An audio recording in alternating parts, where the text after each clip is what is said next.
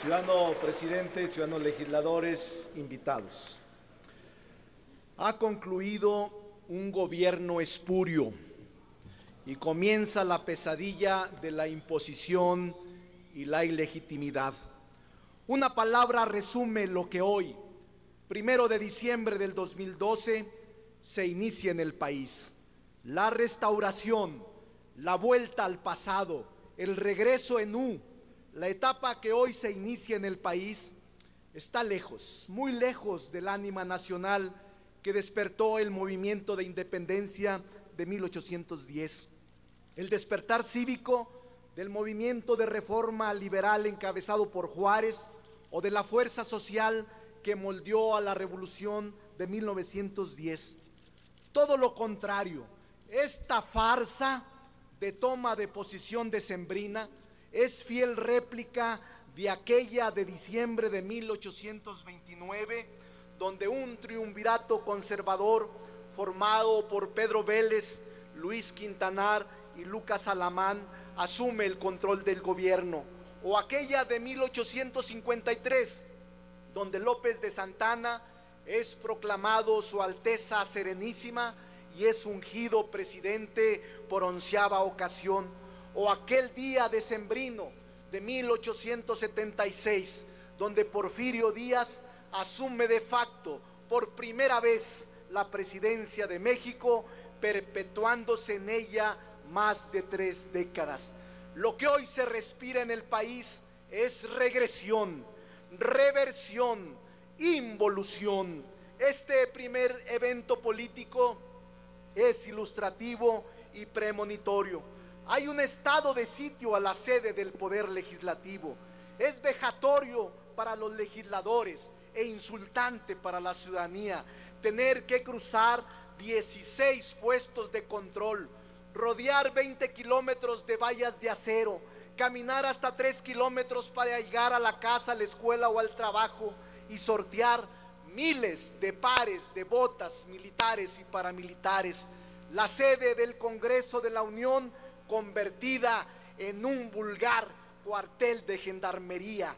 De ese tamaño es el miedo y la reacción que despertó en el gobierno impuesto el solo anuncio de los jóvenes del movimiento Yo Soy 132, de que vendrían a San Lázaro a ejercer el más elemental de los derechos ciudadanos, el de manifestación y el de la libertad de expresión, como aconteció en 1968 y en 1971. Los gobiernos del PRI son incapaces de procesar la protesta juvenil. Solo disponen de un recurso: la fuerza del Estado. Ayer esa fuerza se usó para masacrar a los jóvenes. Hoy se está usando para reprimirlos. Carlos Valdivia es el primer asesinato político recientemente muerto hace unos minutos por soldados con una bala de goma y por gases lacrimógenos. ¿Se sienten contentos? Sigan gritando y sigan riéndose. En esta era de la imposición, el primer acto legislativo y político convenido entre el PRI y el PAN fue la contrarreforma laboral, la más cruel e injusta en contra de los trabajadores, que sepultó las conquistas de la clase obrera. Muchos trabajadores y jóvenes del país no conocen el alcance y el perjuicio que les causará. El PRI y el PAN son responsables de mantener los salarios mínimos más bajos del mundo, equiparables con países como Haití. El PRI y el PAN son responsables de elevar a rango constitucional la corrupción, la deshonestidad y la impunidad. La adquisición de un avión presidencial por más de 350 millones de dólares es quizá el más gráfico ejemplo de los tiempos de retroceso que soplarán a partir de hoy en el país. En un gobierno fiscalmente vulnerado y en un país socialmente empobrecido, comprar un avión de tal lujo y ostentación no es precisamente un signo de altura de miras, sensibilidad o moderación, sino todo lo contrario, de autismo, frivolidad y gloria vana. La restauración no puede ni debe ser el destino de una gran nación como lo es México. La presidencia cambió de siglas como ahora, pero el país no cambia de rumbo, no cambia de dueños. En los últimos 25 años, el rezago económico, la degradación social, el atraso educativo y el deterioro político han tenido un rostro bipartidista. Con el PRI, el país creció apenas el 2% en promedio. Con el PAN, menos del 1.9%. En un solo día, con aquel error de diciembre del 94, el PRI dejó sin empleo a 5 millones de trabajadores. En 2 años, el PAN anuló la fuente de trabajo de 7 millones de mexicanos y mexicanas. PRI y PAN han sido una portentosa fábrica de pobres. El priismo heredó al PAN 13 millones de mexicanos en pobreza extrema. El PAN le entrega hoy al PRI 12 millones de nuevos pobres, 25 millones de mexicanos que sobreviven con $2 al día. Es decir, el PRIAM produce 1 millón de nuevos pobres por año. En 25 años, los gobiernos del PRI y del PAN dispusieron de la renta petrolera más alta en la historia económica de México. Más de 15 billones de pesos, equiparable solo con la riqueza que extrajo la corona española de la Nueva España. ¿En qué lo gastaron? En una sola expresión se los digo: corrupción y dispendio. En 25 años la democracia no se ha traducido en progreso y bienestar para el país por una poderosa razón. PRI y PAN hicieron de la transición una transacción. Hay transacción, no transición, cuando se promueven reformas que benefician a las élites políticas y económicas, no a los ciudadanos. Hay transacción, no transición, cuando la democracia se reduce a un sistema para la circulación de las élites, pero no para la movilidad social y política de los ciudadanos. Hay transacción, no transición, cuando se busca imponer una visión conservadora y fundamentalista de nación. Hay transacción, no transición, sobre todo cuando se tiene a un IFE timorato, mediocre, omiso y cómplice de las violaciones constitucionales, de la ominosa compra de los votos y del uso desmedido del dinero ilegal, cuando se tiene a un tribunal electoral que actúa como comparsa de las peores prácticas de la perversión política. Anuló y negó justicia, actuaron como simples farsantes de toga y birrete. Los consejeros y magistrados electorales enterraron impunemente la libertad y la autenticidad del sufragio.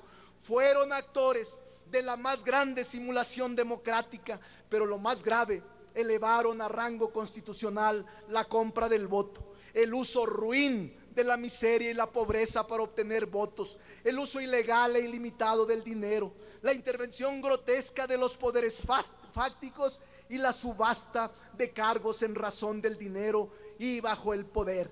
Por todo ello, no podemos reconocer a quien compró el cargo más representativo del país con recursos económicos de los que aún se desconoce el origen y el monto. La historia nos enseña que aquel que compra la presidencia termina vendiendo el país. El movimiento ciudadano no queremos firmar un pacto que busca lavar y olvidar el pecado original de quien incurrió en estas lacras, vicios y trampas. Firmar ese acuerdo sería reconocer y volverse cómplice de los delitos que hemos denunciado en tribunales nacionales e instancias internacionales. No firmaremos pactos políticos con las élites burocráticas ni con los grupos de poder oligárquico. Los compromisos que asumimos con México son para la historia, no para la fotografía. Son para el cambio verdadero, no por un cambio cosmético. No impulsaremos simplemente la alternancia de siglas, sino el siglo de la alternancia mexicana. Ciudadanos legisladores, ciudadanos mexicanos, es un día triste para todos. El luto nacional recorre el país. Dista mucho la fastuosidad de este recinto afuera, con los de afuera. Allá hay desánimo, hay enojo social, hay inseguridad, desempleo, pobreza y miseria.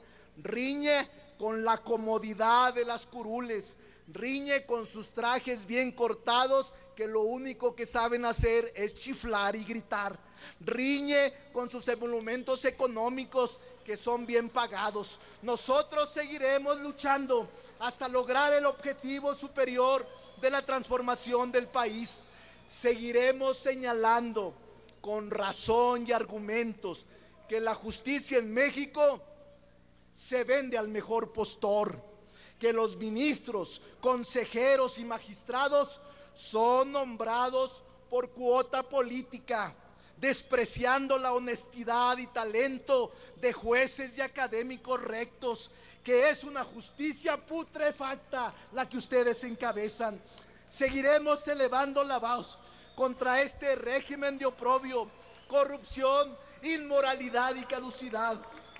Seguiremos denunciando la compra descarada de los votos, el uso del sistema financiero, el lavado de dinero a favor del PRI, la alineación de los poderes fácticos en contra de la libertad del sufragio, la intervención ilegal de los gobernadores y presidentes municipales que saquearon las finanzas. Seguiremos defendiendo las causas de los estudiantes. Seguiremos denunciando a los gobiernos genocidas como el de Calderón, que ha dejado al país en un océano de sangre y violencia por su guerra torpe y absurda y por la complicidad impune de los altos mandos. Seguiremos defendiendo el petróleo y la energía de la privatización. Seguiremos denunciando el saqueo y el pillaje. Seguiremos alzando la voz contra los feminicidios, contra los crímenes de odio, contra las desapariciones forzadas, contra todo aquello que es una lacra y que ustedes... Señor diputado, sea tan amable de terminar. Concluyo, presidente. Seguiremos defendiendo nuestros principios. Sépanlo bien. No vamos a transar dádivas con el poder. No actuaremos con sumisión ni obediencia al poder corruptor del gobierno. Seguiremos siendo solidarios y simpatizantes de líderes sociales y honestos, congruentes como Andrés Manuel López Obrador, el líder más importante, con mayor autoridad moral que tiene México. Salud, compañeros, síganse riendo, burlándose del pueblo de México.